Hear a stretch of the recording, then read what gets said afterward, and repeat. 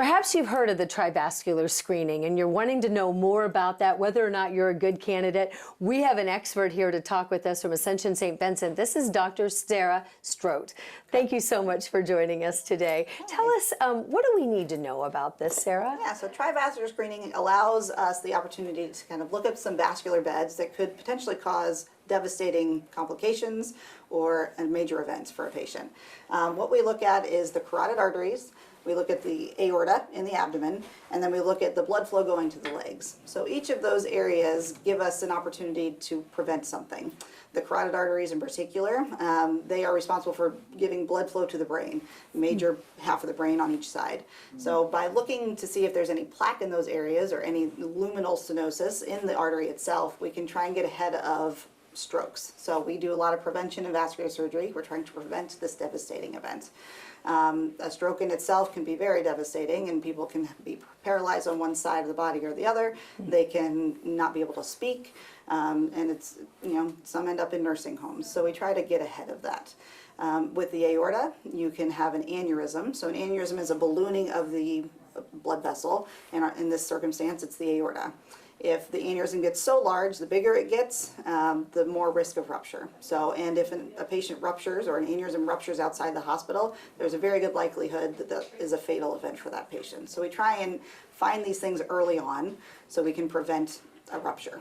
And then with the legs, we look at the blood flow getting down to the ankles. So that's called peripheral arterial disease. We like to know if patient has risk factors, if they're smokers, diabetics, kidney disease, those types of things. And we know that they have blood vessel issues, meaning blockages going down to the legs.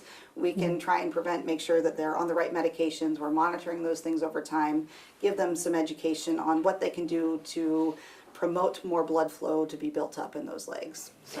So who are the people that you would like to come in and get this screening that really is kind of the ideal profile? Absolutely. So anyone over the age of 55 with a couple risk factors. So either diabetes, high blood pressure, high cholesterol, they're obese, they have a family history of peripheral arterial disease or aneurysms in their family. Those are the patients that we have found, or they're smokers as well. That's a big component of who we see. Those patients are the ones that would really benefit from a screening to see if they have any of these diseases. And what does that screening look like? Yeah, so it's minimally invasive. So really it's an ultrasound. An ultrasound is just a probe that we put on the carotid artery. We look for plaque in that area. We put the probe on the belly and look for any aneurysmal dilation of the aorta. And then for the blood pressure cuff, it's essentially looking for the percentage of blood flow down at the ankle. So really it is just getting your blood pressure taken in your arm, but we do it at the ankle. It sounds really easy, and yet there's so many people that don't come in and get screened. Why do you think that is? Either just they aren't aware of it, or they aren't aware of the ramifications of these diseases themselves. A lot of times it's silent. We have a lot of patients who feel like they're fine, but we find severe issues.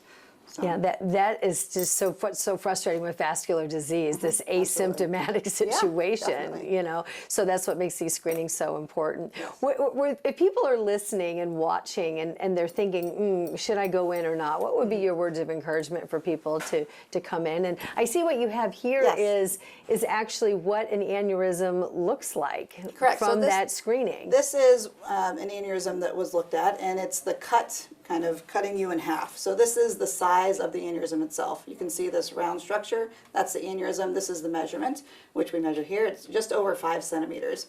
When we fix an aneurysm, it's usually 5.5 centimeters or greater, so this is not one that we need to fix at this point.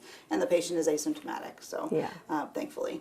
But yeah, so I mean, this allows us to get a good look at things and know if we need to follow things more closely over time. So if you came in, you got the tri-vascular screening, you find an aneurysm like this, you are at 5.5 or higher, what is the fix? Yeah, we have a couple different ways that we can fix aneurysms.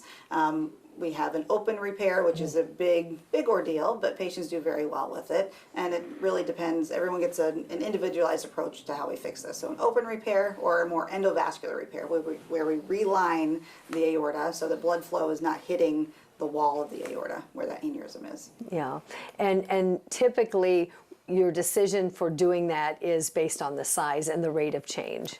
Yeah, so if we are taking the step to repair it, it's usually based on the size, but also the patient. If they're symptomatic, meaning they have tenderness over the aorta, and we don't have any other cause for that tenderness, then we will say that they're symptomatic, we need to go ahead and fix it.